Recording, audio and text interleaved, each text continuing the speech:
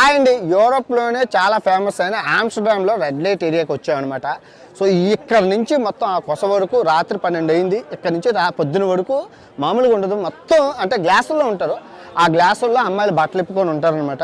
So గంటకు 5,000 నుంచి 10,000 charge చేస్తారు.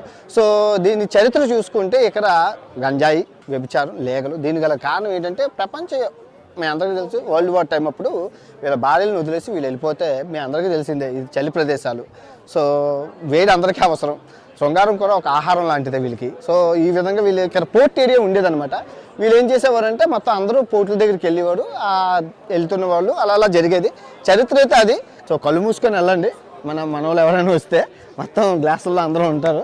సో పద్ధతిగా ఉండాలి కాబట్టి మనం ఇదిగోండి అక్కడి నుంచి చూసుకుంటే ఆ కొస వరకు ఆ నది నుంచి ఈ కొస వరకు అంతన. వీళ్ళు ఎంత గొప్పలు అంటే వ్యభిచారులకి మ్యూజియం కట్టారు. మ్యూజియం ఇది అమ్మ జీవితం.